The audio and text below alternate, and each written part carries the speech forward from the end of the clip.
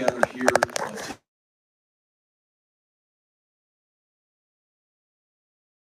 free and fair elections, freedom of expression, and the rule of law. And these are not just ideals, but they're fundamental rights that must be protected. The brutal crackdown on peaceful protesters last November that resulted in numerous casualties and mass arrests is a stark reminder of the challenges facing Pakistan's democracy. And it stands in contrast to the values of a free society. This includes the persecution and arbitrary detention of political opponents such as that of former Prime Minister Imran Khan. And I join the voices like Rick Grinnell, who is President Trump's special envoy for special missions, in condemning the persecution of Imran Khan and calling for his release. Despite these challenges, as I mentioned before, the U.S.-Pakistani relationship is vital. It remains vital, and is vital for regional stability. It is vital for global security. However, the relationship must be grounded in shared values of democracy and human rights. This must include countering the pernicious activities of the People's Republic of China, a country who feigns being a reliable partner yet is anything but that. A country that imprisons, tortures, and genocides Uyghur Muslims in its own country. The Chinese Communist Party is counting on Pakistan to ignore this, to turn a blind eye, and to further ingrain Pakistan into China's Belt and Road Initiative. This must not happen. My Pakistani American friends, all of you in this room, your voices are crucial. Your contributions to American society and your role in strengthening U.S.-Pakistan ties are invaluable. Your concern for your homeland is not just understood, it's shared, and thank you for the applause. Let me finish by saying, I look forward to working with the incoming Trump administration to reaffirm the U.S. commitment to you, the Pakistani American community, to pursue a free, fair, and democratic Pakistan and to usher in a new era of U.S.-Pakistan relationship. Thank you for having me. Congressman, thank you so much for prioritizing the fundamental rights of the Pakistani people. That means a lot to us. Thank you. Thank you so much, and I appreciate everything that you're doing here. Thank you, Congressman. Thank you.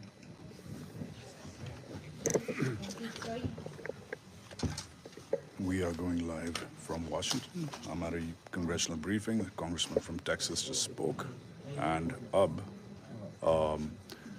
introduction, फिर मोहित पीरज़ादा, फिर Ryan Grimm, फिर मैं, और फिर दीगर और जो experts इधर बैठे हुए हैं. हम रेबर्न बिल्डिंग में यूएस कांग्रेस की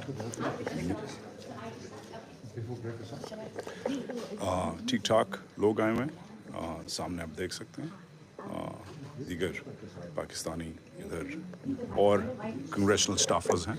तैयारी हो रही है और कांग्रेसमैन बीच में आते जाते रहेंगे. हम कोशिश करेंगे कि आपको अपडेट इधर से रखें.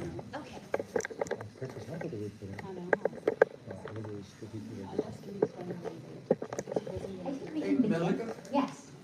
The name of the senator from Texas who just spoke? Congressman Pfluger. Pfluger. Pfluger, PFL.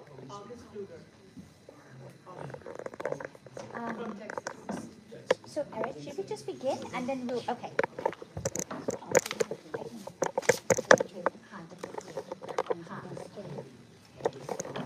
Good afternoon, everyone. Thank you all so much for coming. My name is Mehraka Samdani. I am director of the Community Alliance for Peace and Justice, an advocacy group that seeks to improve U.S. engagement with Pakistan in ways that prioritize democratic norms, human rights, and the rule of law. We are waiting for Congressman Khazar, who is hosting this congressional briefing, to join us momentarily. But in the meantime, we will proceed and we will start. So before we begin, I would just like to say a few words about the efforts of the Pakistani American diaspora and about our movement. Our movement is grassroots, and it is not about one particular political party. It is not about one particular person. This movement is about the principles of human rights, democratic norms, human rights, rule of law, democracy, and civilian control of the military. Unfortunately, over the past couple of years, these principles have come under increasing attack by Pakistan's military and civilian leadership, in particular from people like General Asim Munir and the Interior Minister Mohsin Naqvi. Over the past couple of years, we have seen pro-democracy activists brutalized and tortured. Journalists and human rights defenders are picked up and disappeared. And the right to peaceful protest, the right to freedom of speech, has been brutally taken away. But just as the repression in Pakistan has increased, the efforts of the Pakistani American diaspora have increased, and we are mobilized like never before. Over the past couple of years, we have secured the support of congressional representatives from across the political spectrum. We have progressive Democrats, and one has just entered, one of our very amazing champions in Congress, Congressman Wajahat. Congressman Greg Casar जिन्होंने ये actually पूरी briefing organise की है वो आ गए हैं अब इन सबसे मिलेंगे और आगे बात होती है So we will acknowledge Congressman Greg Kazar. You all know him, but I'm going to turn to Dr. Saira Bilal, who will introduce him. Good afternoon, honorable members of Congress, legislative staff members, and ladies and gentlemen. I am Dr. Saira Bilal, and I'm representing First Pakistan Global. I would like to welcome you all today to this congressional briefing, which is held by and hosted by Congressman Greg Kazar. I would like to express my deepest and sincerest gratitude for you being the holder of democracy, supporting democracy, human rights across the globe, including Pakistan. Congressman Greg Kazar has spearheaded several vital congressional letters, including the letter to President Biden and Secretary of State, and he has been a huge supporter of Pakistani diaspora and their efforts towards restoring democracy in Pakistan. Today, we will be discussing the Islamabad massacre, and we hope to achieve and enlighten people about what is happening in Pakistan, the ongoing crisis, the military destabilizing the country, and dismantling of the institutions. We would also hope to address potential sanctions against the individuals who were responsible for Islamabad massacre. Thank you very much, Congressman Greg Kazar. Everybody, please give a huge welcome to the Congressman. Thank you so much for the kind introduction, and I'm so grateful to those of you who have traveled from far and wide to be able to be here today to talk about the events and the killing on November 26th and 27th, to talk about issues of peace and democracy both in Pakistan and across the world. And I think it's so important for the Pakistani American community to be gathered and organizing to promote peace and human rights, as you said, for everyone. I'm Greg Kazar. I'm proud to represent the heart of Texas, stretching from San Antonio to Austin, Texas. And while I really wanted to came into office focusing on issues of domestic policy, it's so clear that the way that the United States treats our partners and neighbors across the world impacts our everyday lives here in the United States. And I came in with some level of expertise on issues in Latin America, actually, where my family is from. And the United States has a history, an unfortunate history, and a short-sighted history of oftentimes thinking in its short-sighted military interests, thinking of military alliances first and democracy in places like Latin America second. And what we saw happen in Latin America, and what connected me so much to the issues happening right now in Pakistan, is how the United States, sometimes during the Cold War, because it put its thinking about US and Russia first, supported dictatorships, supported authoritarianism, and in fact, supported the toppling of democracy in places in Latin America that took generations to recover. It did not serve the United States or people in America's own interest relative to the Cold War. It did not serve the interests of everyday people in Latin America. And in fact, destabilizing those democracies hurt our own democracy, hurt our own ability to work across the world for global prosperity, hurt our own ability to tackle the shared challenge of the climate crisis. It ended up not helping anyone. And similarly, as I've asked questions about what has happened here in Pakistan in recent years, I could see how the status quo of militaries supporting militaries first and not asking about democracy ever ends up actually hurting our own American people. I leave to the people of Pakistan the question of who to elect, how to run your own politics, whether your leaders agree with me or not. I know that you had Congressman Pfluger here. We're both from Texas. We have very different ideas, But at the end of the day, the question isn't whether somebody in Pakistan agrees with Mr. Pfluger's ideas or agrees with mine. The question is, can the people in Pakistan choose their own path, choose their own future? And can they choose that future and be able to protest and demonstrate and vote for whomever they like without fear of repression, and even more importantly, in my seat as a United States member of Congress, without fear of repression that is supported in part by our own dollars. And so my first action as it related to the questions of U.S. and Pakistan relations was in 2023, when I led on a letter with Congresswoman Ilhan Omar, asking that we do a review of the legality of United States military assistance in Pakistan, because we have a law. I don't believe this law should be applied anymore to our best friends versus our friends versus our allies versus anyone else. There is just simply a law that says that U.S. military assistance does come with a condition, and that condition is support of human rights and democracy, because it is U.S. taxpayer dollars that should be going to supporting peace and security, not to hurting our own values and oppressing anyone of any political party, whether I agree with that political party or not. We then followed up in 2024 with another directive and question to Secretary Blinken. I did that work with Congresswoman Susan Wild, who is just an excellent member of Congress, expressing our concern about all of the reports of rigging in the elections. Again, we want to make sure that our role on the international stage is to make sure that we aren't saying, well, if somebody that the military is aligned with and an election is rigged, we're not going to say anything. If there's somebody that we're not aligned with and there's rigging, we are going to say something. No. If the United States wants to have credibility around the world, then we need to call a fair election, whether we agree with the results or not, and an unfair election, an unfair one, whether we like the results or not. Of a country with so many people, with such a history, with such ties back to the United States, it's so important for us to be consistent. And so I and other members of Congress are willing to hold leaders of our own party to that standard of being consistent with saying we want free and fair elections, and we want all of our partners and allies to be held to that basic standard. And then here in October of 2024, with Congressman Rick McGovern and Congresswoman Summer Lee, alongside 62 other members of Congress, we asked the Biden administration to center human rights in our U.S. policy towards Pakistan, asking for the release of political prisoners, including Imran Khan.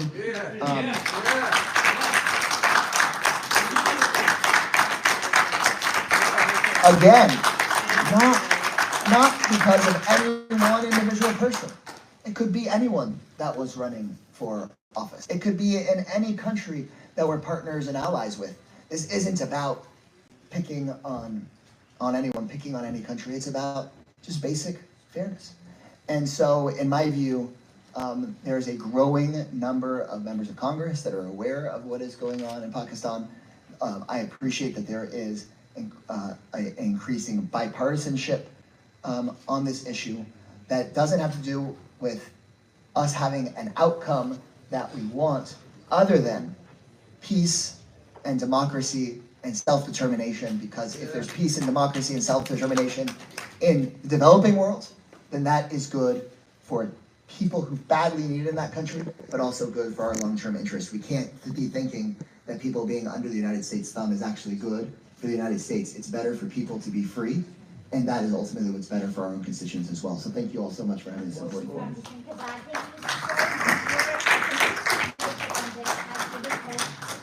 Millions of Pakistanis who really believe that accountability is close.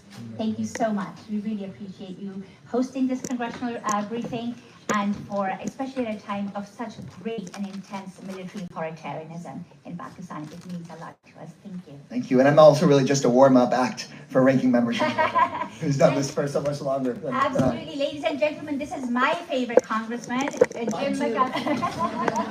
Congressman Jim McGovern, who is also the co-chair of the Tom Lantos Human Rights Commission. We are so grateful he's here. He's another one of our champions in Congress, who's done so much to support human rights and democracy. Well, thank you. I apologize for being late, but we're still organizing our committees, and so we're in and out, and it's a little bit, kind of chaotic. But I want to thank Representative Kazar for hosting the briefing. He's great and he's a wonderful member, and for his leadership on this and so many other important human rights causes.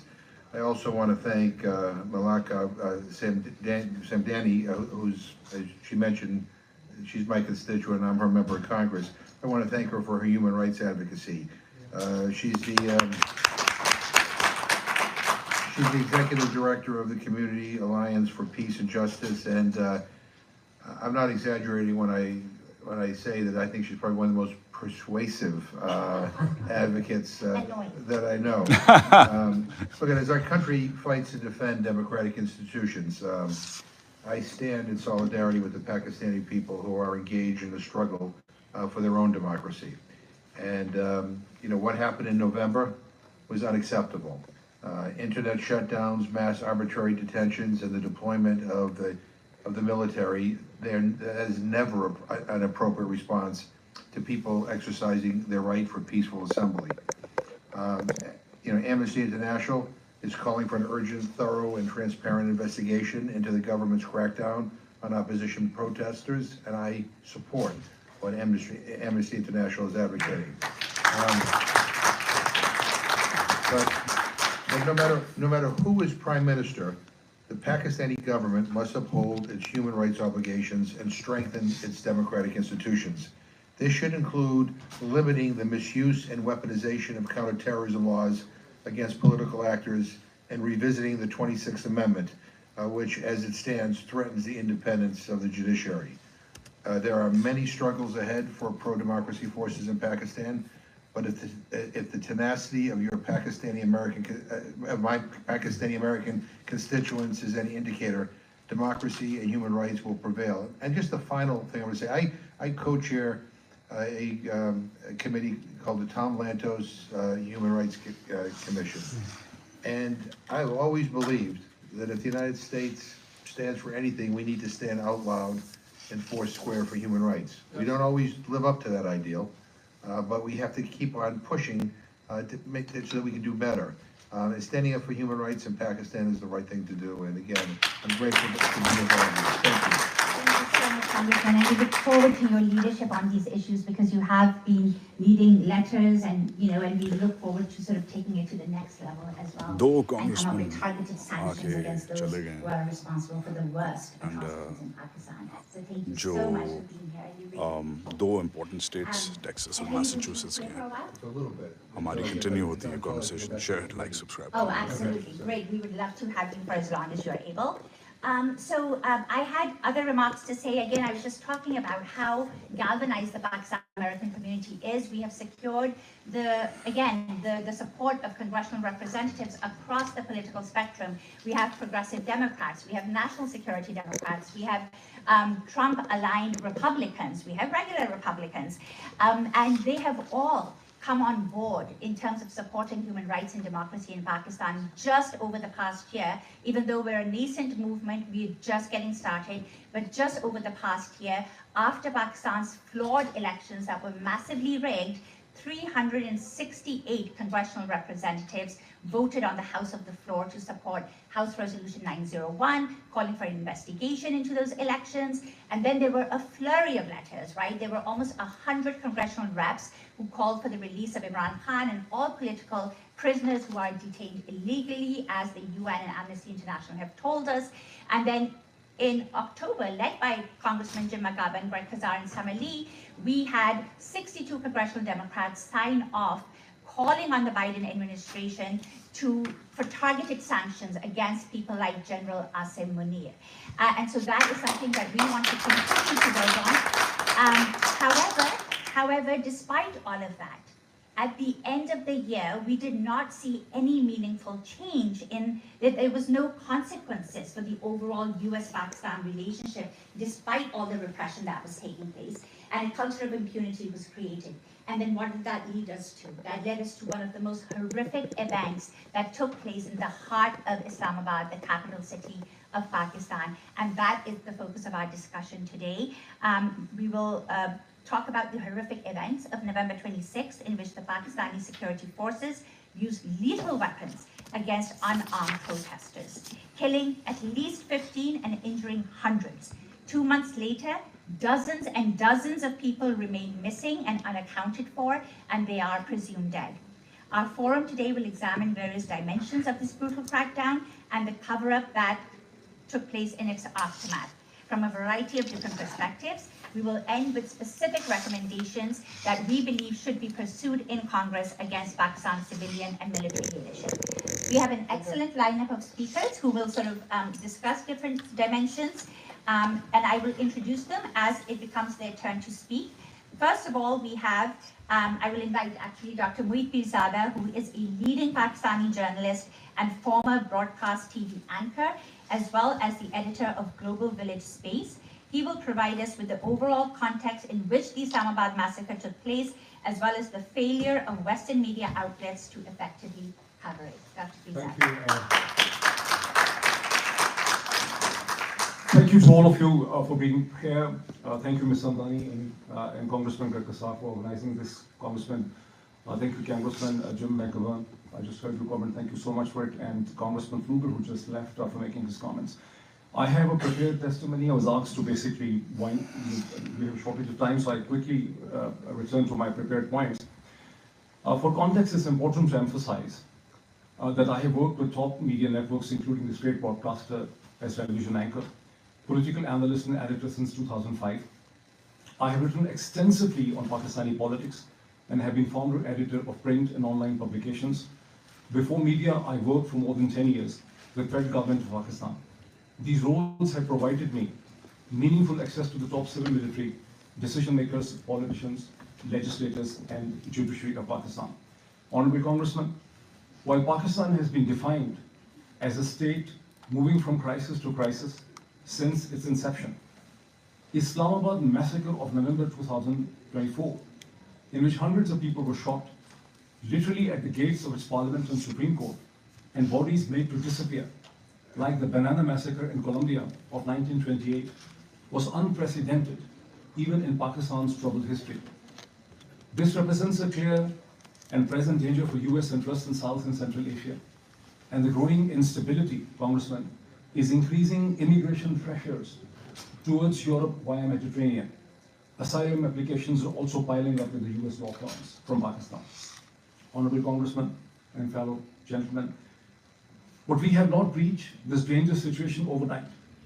Pakistan, a nation of almost 250 million, fifth largest in the world after China, India, China, the United States, and Indonesia, second largest Muslim nation, and the only Muslim country with nuclear weapons, with almost 1 million trained men in uniform, in arms, is increasingly on boil since a military-led regime change operation in April 2022 against the government of Prime Minister Imran Khan.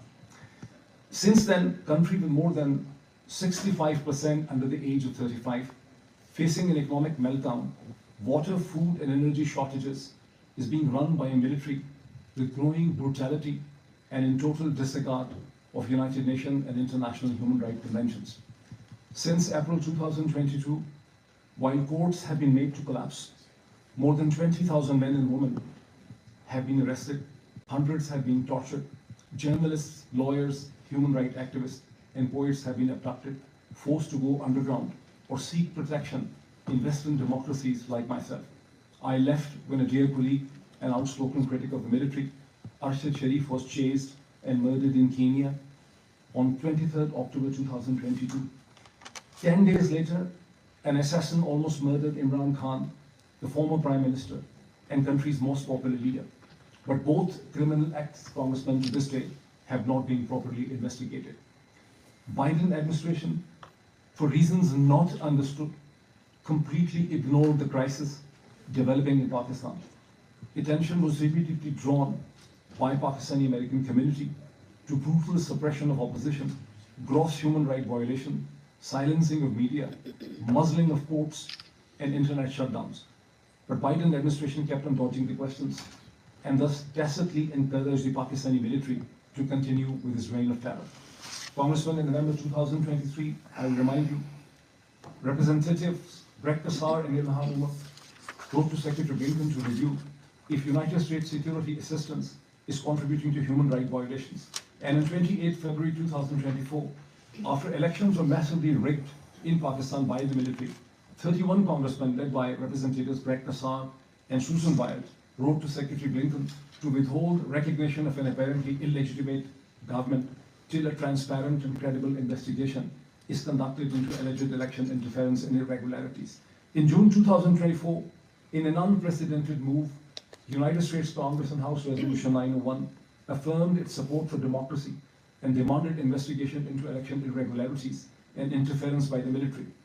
And in October 2024, 4 weeks before the Islamabad massacre, Representatives Greg Casar, Jim McGovern, yourself, and Congresswoman Summer Lee again led 61 congressmen asking Biden administration to emphasize human rights and rule of law in its policy towards Pakistan, and demanded release of all political prisoners, including the former Prime Minister Imran Khan. Congressmen all unfortunately fell on deaf ears. Washington ignored the growing crisis, including increasing reports of transnational repression, piling up with Federal Bureau of Investigation. These are hundreds of instances of intimidation and violence against relatives, families, and associates of Pakistani Americans in Pakistan by the military regime for the views expressed within the US, for reaching out to the congressmen, and for the comments on Twitter, which is, by the way, blocked in Pakistan since 17 February 2024. Congressman, Islamabad massacre was thus the culmination of growing public outrage and helplessness against rigged elections, destruction of the court system, and silence of the international community led by Washington. It was in these circumstances that more than 100,000 protesters marched into capital Islamabad to demand release of political prisoners, restoration of the Supreme Court, and respect for the stolen mandate in February election.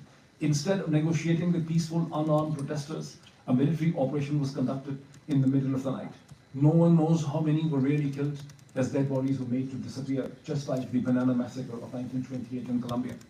I hope Brian Grimm of Dropsite, who I see here, who did an investigative story, will provide more details about this massacre. Congressman, in my humble opinion, unless the US Congress impresses upon the incoming Trump administration to develop a focus on Pakistan through special envoys and demand person-specific sanctions against the officers of the military regime and police responsible for the massacre, human rights violations, instability and chaos will continue to grow in Pakistan, increasing risk for its neighbors and the United States' interest in the region. Thank you.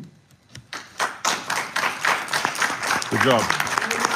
Good job. Thank you so much, Dr. Pirzada, for that very comprehensive analysis and for that context. Next, we will turn to Mr. Ryan Grimm, who is a journalist and co-founder of Dropsite News, which incidentally is also banned in Pakistan, and you will very soon find out why. He will share a report on how the military leadership planned the attack on unsuspecting protesters and how they covered it up. Thank you so much, Brian. Well, thank you. Thank you. And I know that in Pakistan, VPNs are very popular, so the ban on Dropsite is only so effective, so it still gets out there. What I'm going to do is read a decent amount of the article into the record here, just so that it exists here. I don't really think it's my place anyway to tell people in Pakistan, how they ought to run their internal affairs. That's for Pakistanis to determine. What I can do is reveal what information I can with my colleagues in a journalistic capacity, and then I can encourage my government to try to not make things worse. But beyond that, leave that to people who are in Pakistan or who have a connection to Pakistan. So let me read the story that my colleague Murtaza and I are saying. I'll skip over some of the journalistic filler, but you can get to the important parts. The headline was leaked information reveals Pakistan Army planned brutal crackdown on protests, including live fire and subsequent cover-up. The Pakistan Army planned to carry out a lethal crackdown on supporters of the imprisoned former Prime Minister Imran Khan in November, according to a source inside the Pakistan Army, confirmed by a second source with knowledge of the planning. The revelations of the government's multi-stage plan, which included a communications blackout, snipers, tear gas armed soldiers, strategic blockades in the heart of Islamabad, and the use of live ammunition, shows the level of alarm Pakistan's military government feels about supporters of Khan's PTI. Yet at the same time, the chilling details revealed by the source, we are providing anonymity due to the likelihood of reprisal, along with the government's repeated denials of the details of its operation, suggests it remains confident in its ability to crush dissent and break the back of the pro-PTI movement. A second source with knowledge of the planning independently confirmed the outlines of the Army source's information. Right, if I could just pause. That does it. He will go on for a bit. There's a lot to cover here. That covers it. No, there's a lot to cover. I'm sure that Congressman has other meetings to attend to. So thank you so much for coming, Congressman Frank Pallone. We really appreciate you being here and to express your views on democracy and human rights in Pakistan. He is our congressman from New Jersey. Well, thank you. And I don't really have a lot to say, but and you probably heard it from some of the others, but let me just comment a little bit. I think some of you may know or may not that I have I don't want to say large, but I'll call it a large Pakistani American community in my district, which is in the central part of New Jersey near New Brunswick, where Rutgers University is. We have a number of mosques, and I try to frequent them when I can, particularly on the religious holidays. But I just wanted to say, I value democracy in general, and I know that there have been times in the history of Pakistan when we haven't had a complete democracy, but I still think of it as a very vibrant democracy, and that the people deserve to be able to have fair elections and elect leaders who are going to be responsive to them, which I think is only the case when you have a democracy. If you have an authoritarian regime or a military regime, they're never going to be responsive to the average person in the way that a democratic elected leader is. So when I heard from some of my constituents about the election in February of 2024 and what happened, it was very upsetting to me. Clearly has been designated by the State Department as not a free and fair election. And of course, there's been the crackdown since then on the supporters of the Prime Minister who ran in that election. Well, wasn't allowed to run really because it wasn't fair. And that's just another indication of the military leaders, if you will, taking a hard line and making it more difficult for people to exercise their right to vote or freedom of speech. We passed a resolution in the House, I think I have the number here, but you're all familiar with it. Yeah, and basically expressing our desire that Pakistan go back to a democratic process and that the human rights violations not continue. And I just think the United States has an obligation, as does this Congress, to continue to speak out and support those like yourselves that believe in free and fair elections and free speech in Pakistan and throughout the world. I know that, what's the term, realpolitik? There are a lot of Americans or even American leaders, I'm not going to mention them, who think that U.S. policy should be driven by what I call realpolitik, what's best in our economic interests, what's best in our security interests.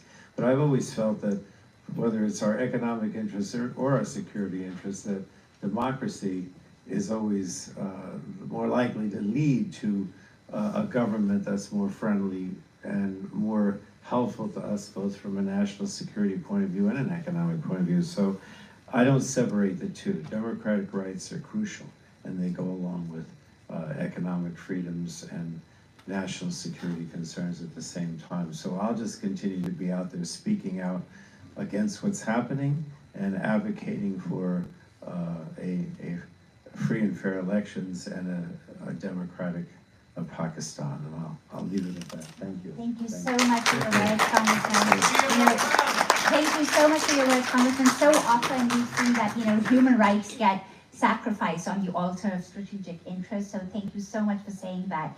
Strengthening human rights regimes actually end up creating more stability, and then that acts in our national security interest as well. So thank you very much for your words. We would love for you to say thank you. And Ryan, I'm so sorry if you'd like to resume. Sure. I'll read a little bit more. Yes. I don't know how much you're here for. Okay. So I was reading from our article that was published, I don't remember when, but about the November massacre, in which do we know yet how many? Defining confirmed deaths? Yeah. What the PTA has confirmed is about 13 or 14, but you know, there are hundreds of people who are missing. Right, and who may be detained, and maybe we'll hear from them a year from now when they're released, or maybe they're dead. Presumed dead, Presume, unaccounted. you see, there are eyewitnesses that also tell that how the dead bodies were taken away. And the dead bodies that have been recovered are the dead bodies of the people who were shot between 4 p.m. and 9 and 10 p.m. by the snipers. The actual military operation took place after 11 p.m. So you haven't found any dead body from the actual military operation. That is what I call as the banana massacre in Colombia. So I'll continue to read briefly from the article. According to the source who provided substantial evidence to confirm the allegation, and just to be clear for people who are familiar with our reporting, we are often criticized by Pakistan's government for not publishing the documents that are leaked to us. The reason we don't do that should be fairly obvious, that the risk to the people who leak those documents to us is existential. It would be fatal if they were exposed, and so any documents that we publish would include breadcrumbs to get back to the original source. So, according to the source, who provided substantial evidence to confirm the allegation, the operation was planned on the morning of November 25th at the Military Operations Directorate of the Pakistan Army, under the direction of General Asim Munir, Pakistan's powerful Chief of Army Staff. Under the plan, Jinnah Avenue, the main road in front of Dchok, would be encircled with stacks of shipping containers serving as a barricade. Snipers from Pakistan Army Special Services Group were deployed across rooftops, while paramilitary rangers carrying assault rifles patrolled the roadside alongside police armed with tear gas shells. To execute the plan, the military employed a multi-pronged approach. The first phase was to sow chaos and fear. Lights along Jinnah Avenue were extinguished, and we have video of that happening, plunging the area into darkness. At the same time, signals intelligence teams from Pakistan's Inter-Services Intelligence Agency jammed communications networks, which people also reported independently, effectively cutting off the protesters' ability to communicate with each other and the outside world. The blackout was designed to disorient and demoralize the protesters. As confusion gripped the crowds, the second phase of the operation swung into action. The army gave the order to fire tear gas from multiple directions, and the choking fumes sent panicked protesters fleeing. This was a prelude to the main assault. What followed next, a barrage of live ammunition, including heavy assault rifle fire, directed indiscriminately at the fleeing crowds. Snipers positioned strategically on rooftops took aim at those deemed hostile or threatening. The final phase of the operation involved a swift and thorough cleanup. As soon as the firing ceased, ISI units were dispatched to Jinnah Avenue to remove all traces of the violence. This included removing bodies, shell casings, and any other evidence that could contradict the government's narrative of a peaceful dispersal. And so a lot of this is backed up by eyewitnesses who confirmed the end that was visible to people. This is from the sources inside the government. Thank you so much, Ryan. Ryan, thank you so much for that report, very comprehensive. We really do rely on Rob's side quite a bit for his investigative journalism. And I would like to now recognize Congresswoman Rashida Tlaib, who is a hero to many of us and has been at the forefront of speaking out for human rights and democracy and self-determination around the world. And we are so grateful that you're here, Congresswoman Tlaib. Thank you so much for inviting me. Salams to all of you. Thank you so much. I'm so sorry I couldn't be here with the panel, but as I was walking, I was talking to my team and I about how Ryan changed his profile picture to the propaganda of it. I think you've officially made it, Graham. But we all know, whether it's the United States or Pakistan, the right to protest is a fundamental right. You all know that. And of course, the right to vote is sacred. And I know all of you understand that importance and understand that that is really truly part of who we are as people, to be able to have self-determination, to be able to have that kind of voice. But I know I come together in solidarity with the Pakistani people because I've seen, you know, what it personally seen some of the targeting me as an American of different faith, different ethnic background, about my suppression of my voice, my First Amendment right, my ability to be able to boycott, all of those things, and how that's interconnected also with the similar kind of attack and suppression that we see of the Pakistani people. And we know how, how did, the Pakistani regime respond to its own citizens. We all know by shooting them with live ammunition, by tear gassing them, beating them, arresting them, and lying about it.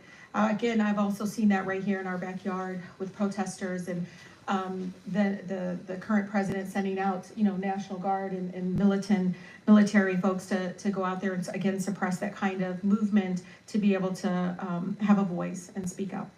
But we know these anti-democratic measures very much are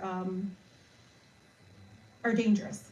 We know that it will lead to, the imprisonment of political opponents, as we saw with Imran and so many others. I've heard of journalists, activists, people that even work at NGOs have been targeted simply for trying to protect the Pakistani people and people that are speaking out.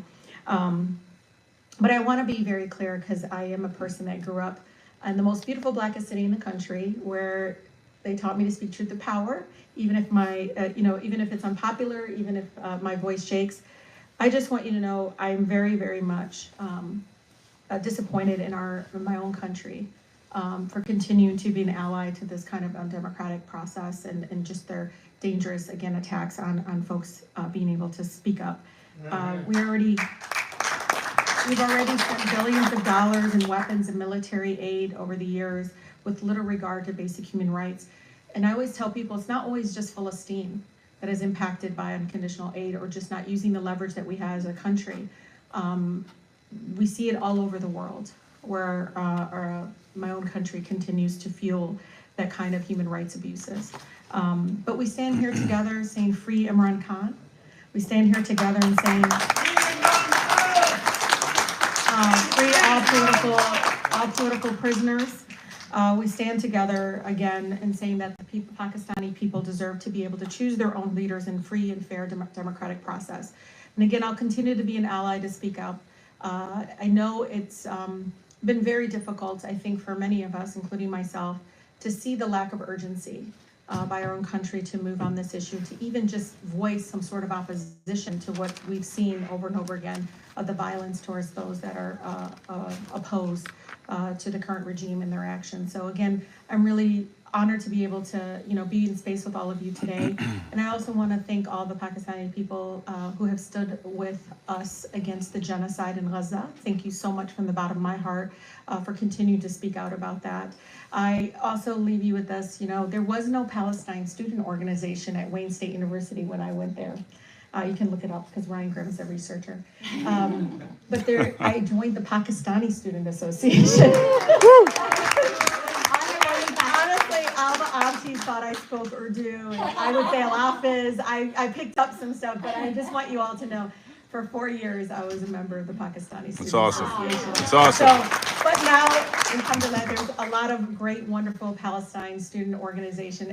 Even then, it was incredibly hard to be an activist on Palestine on campuses. And it's even, obviously you see, it's even more difficult. But the courageous students and encampments and things that we've seen across our country is so incredibly inspiring. But thank you so much for allowing me to be in space with all of you today. Salams. Thank you.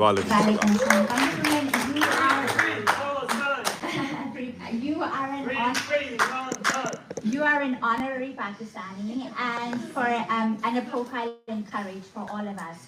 And for everything that you are going through and what Palestinians are going through, and for you to sit here in solidarity with all of us means so much, and we are so incredibly grateful for your allyship. Thank you. And we hope that you will be able to stay for a little bit. Yes, for only as long as you can. Oh, he said, okay, thank you. Thank you so much.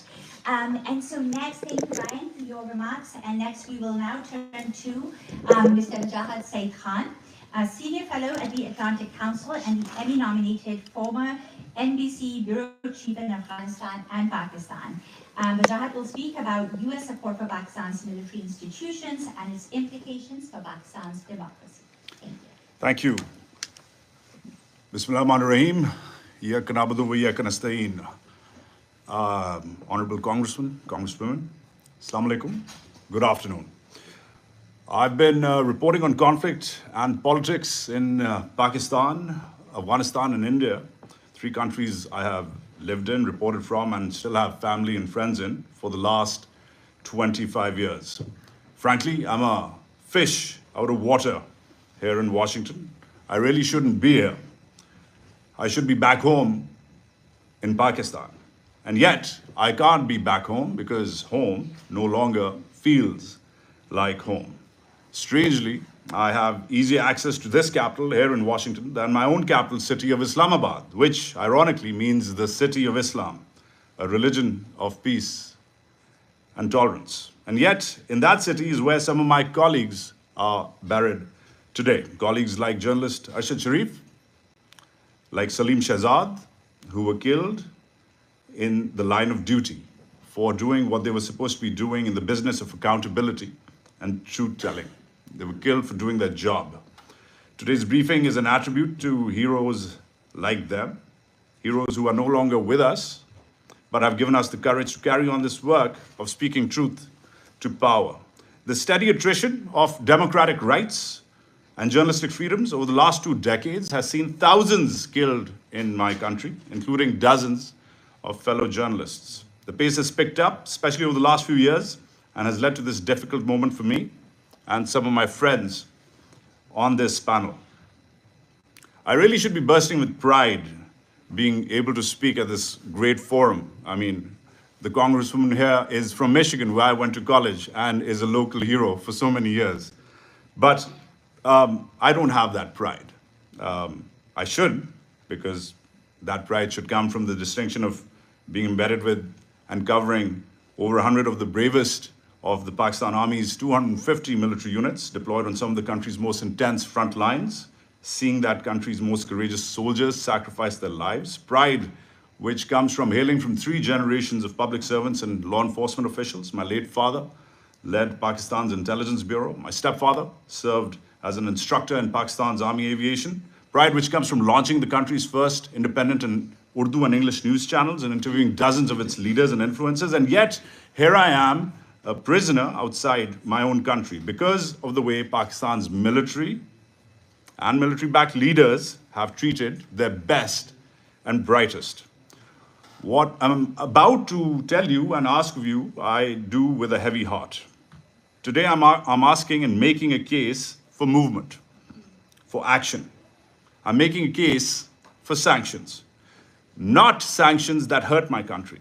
Not sanctions that hurt the 250 million people of Pakistan, over half of which still live under the poverty line, but policies that force change at the very top of the country's Praetorian military and military-backed leadership. As this great country starts with a new Congress and administration, the US must be aware of the flaws and fallacies of its ongoing policies for Pakistan, but also the promise and potential for new ones. The US must be aware because awareness is power. And this Congress should be aware that America's lack of action around repression, such as blatant election rigging, mass arrests, internet shutdowns, abductions and assassinations of journalists and civil rights leaders, and incarceration of democratic leaders like Imran Khan, has been interpreted by the military regime as a green light from Washington for further repression.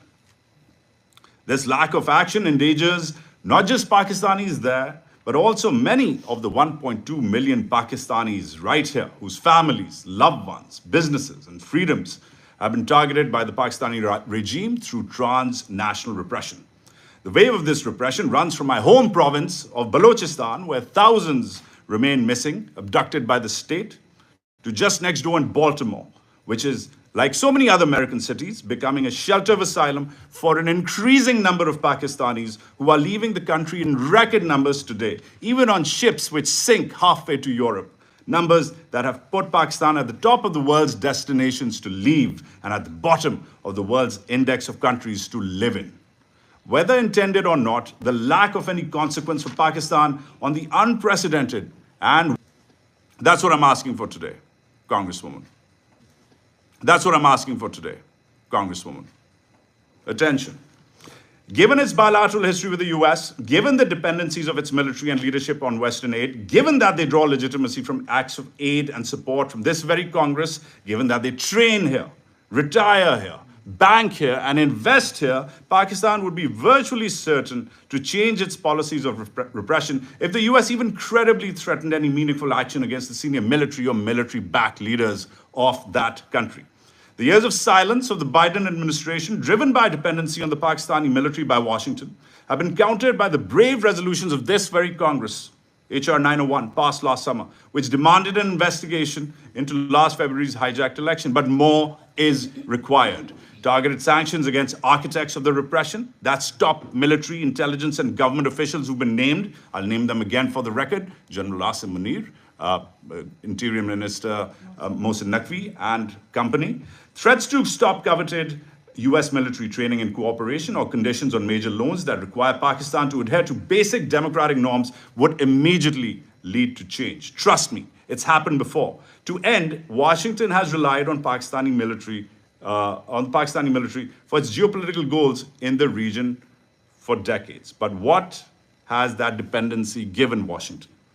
Osama bin Laden being housed in a military garrison town, and Afghanistan where the Taliban still rule and repress women and hold Americans hostage, a South Asia where trade with India or curbing the influence of China or normalization with Iran is still a far shot. And in the middle of all of this, after receiving billions in aid and arms and decades of being given either a green light or being shown a yellow one for tacit approval, lies the unreliable partner,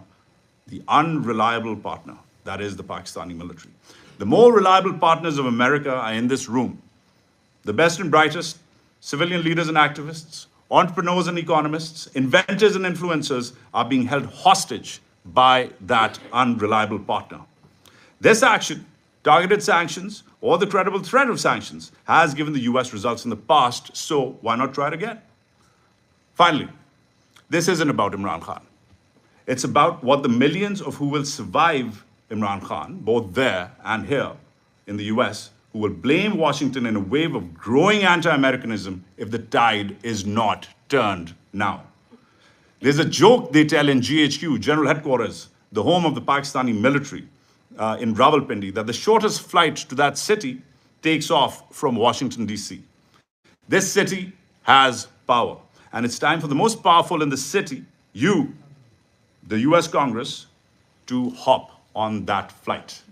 Thank you. Thank you. Thank you so much for that very compelling your own personal story, and also for those compelling arguments about why the US needs to reevaluate its relationship with the Pakistani military.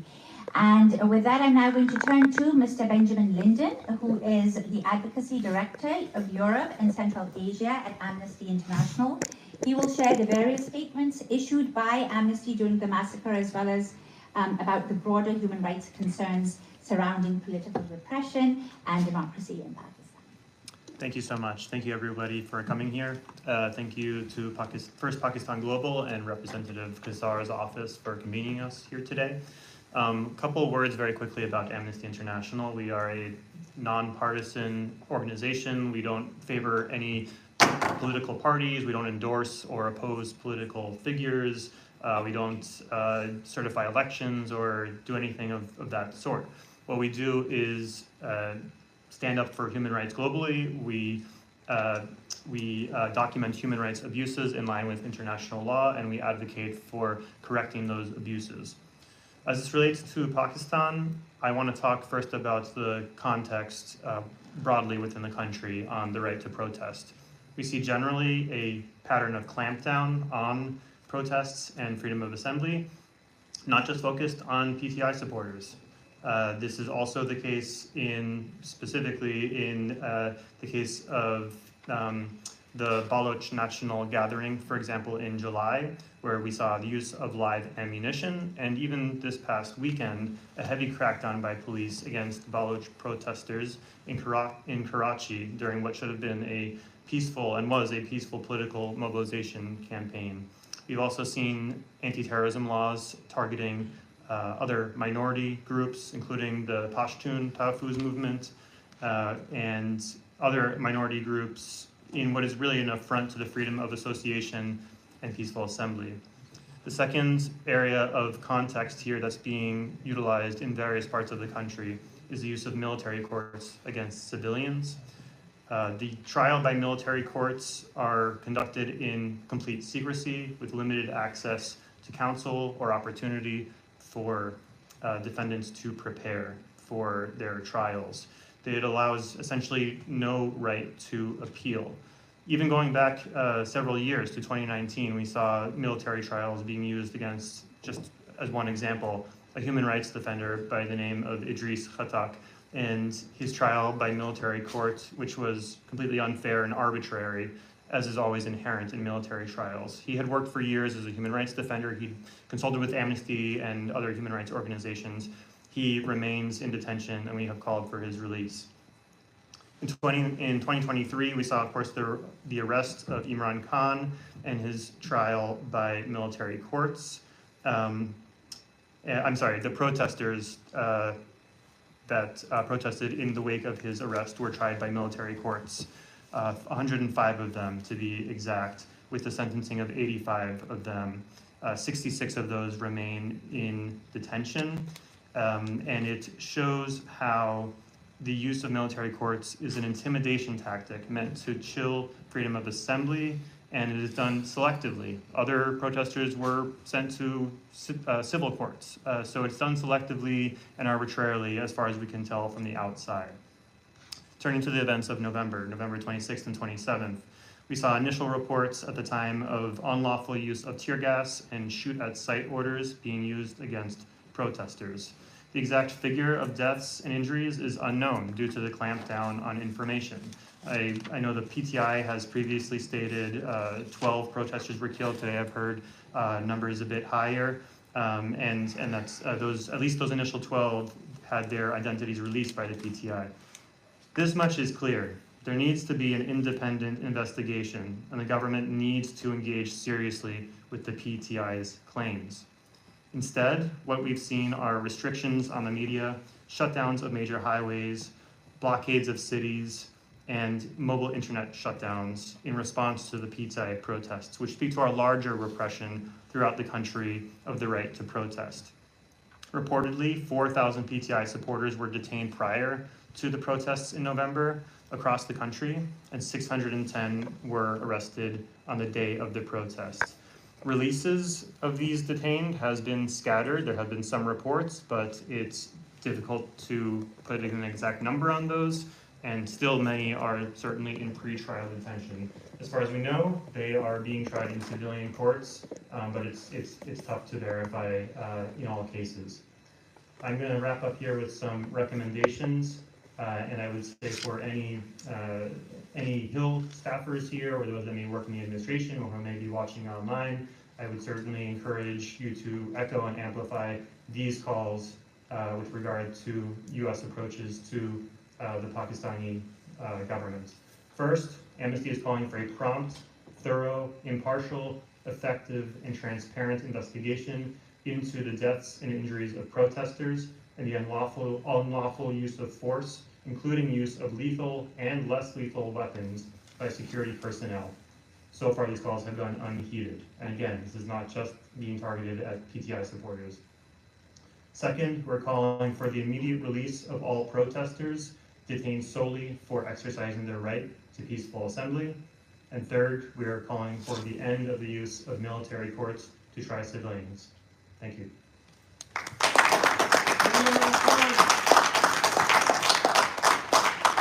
Ben, thank you so much for those remarks.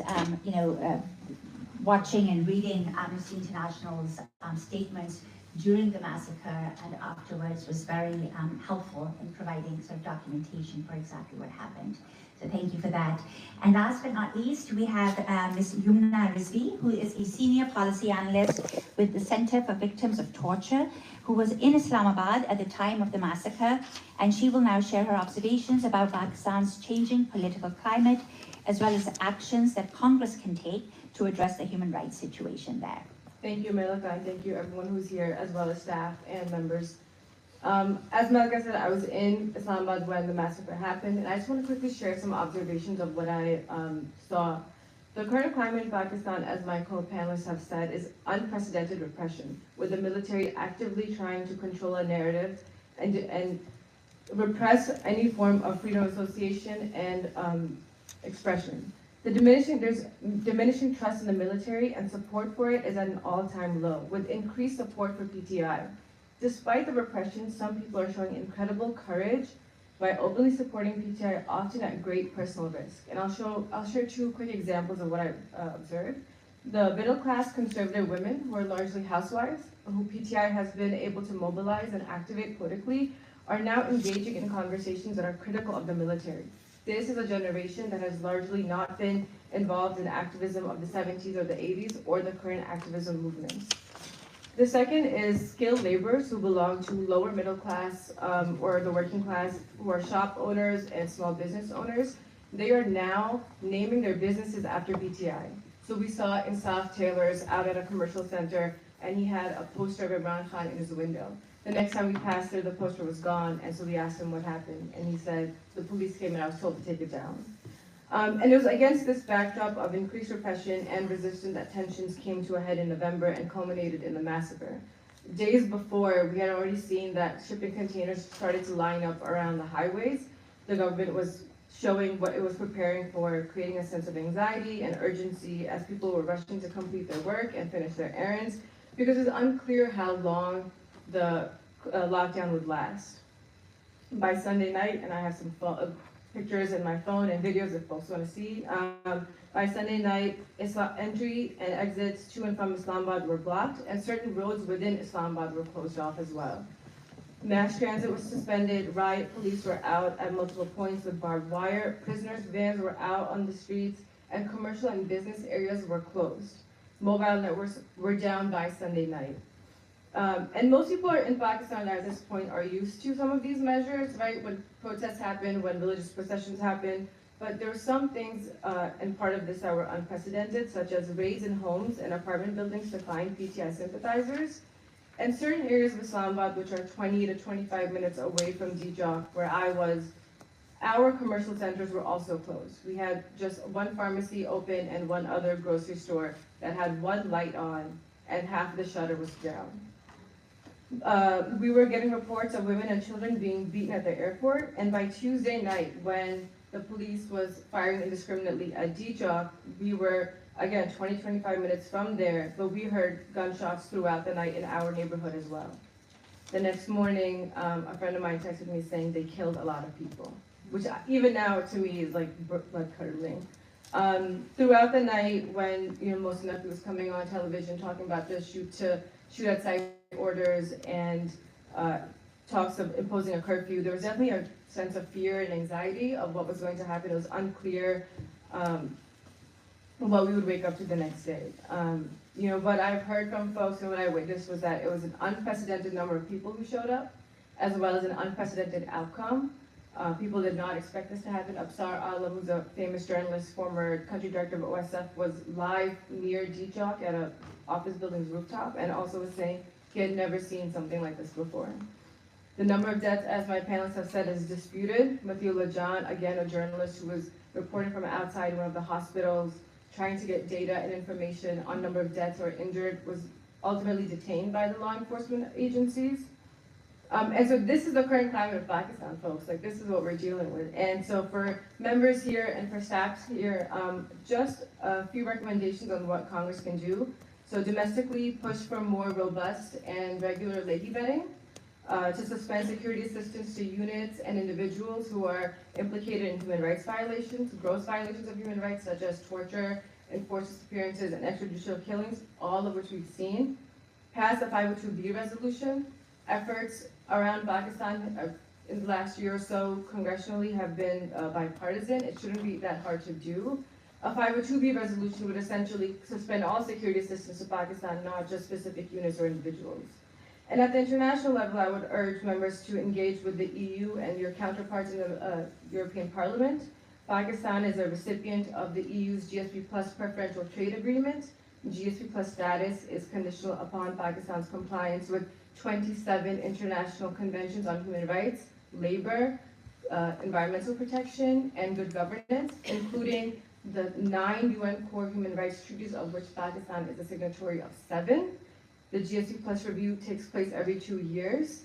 And in the past, revocation has been threatened because of Pakistan's human rights concerns, but Pakistan's continued to retain it.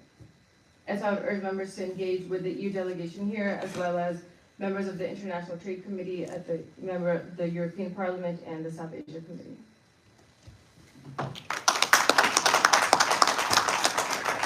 Thank you so much, Yumna. Thank you for sharing your personal experience of how it was in Islamabad that very, very fateful day. I'd like to thank all of our panelists for their very incisive analysis and their expertise. Thank you all so much for giving of your time. Congresswoman, thank you so much for staying for the course of this panel. We really appreciate your help, and we really hope that you will remain at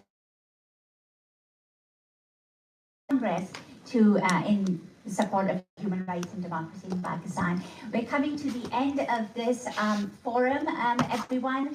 But again, as we had mentioned, the Pakistani diaspora is literally just getting started.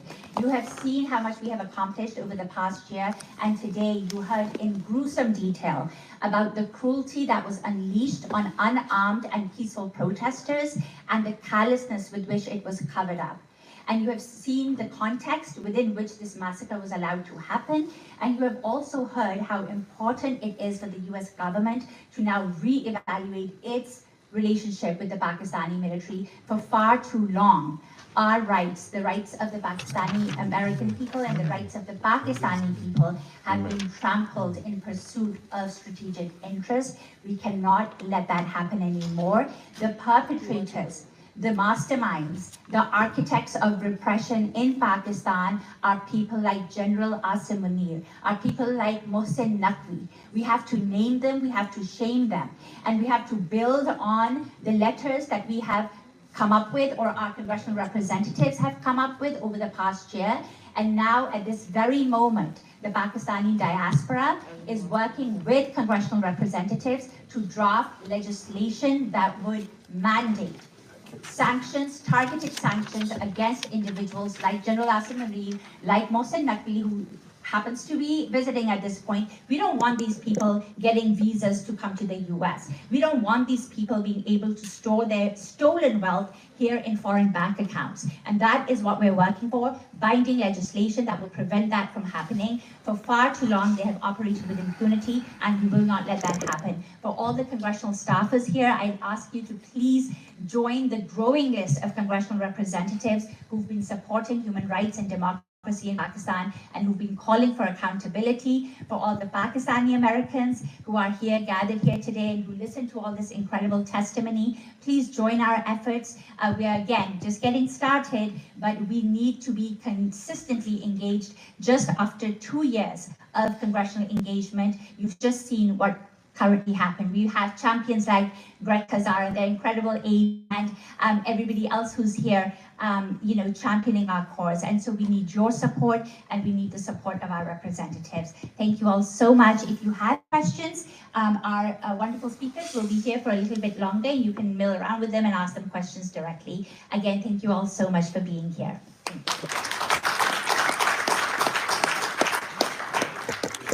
तकरीबन 1 घंटा चली ये conference. Doctor साहब थे, doctor Moeed Pirzada, रैन Grimm, दीगर congressman आए, amnesty international ने और एक और एक्सपर्ट ने बात की। अब थोड़ी सी मिलिंग शिलिंग शुरू है, बट मेन जो डिमांड थी आज वो अब एक्शन की थी। लेजिस्लेशन टूवर्ड्स एक्शन, सैंक्शंस, इन पे रिस्ट्रिक्शंस, इनके ऊपर वीज़ा बैन, इनके ऊपर टारगेटेड स्पेसिफिक एक्शन जिससे ये मुतासर हो सके।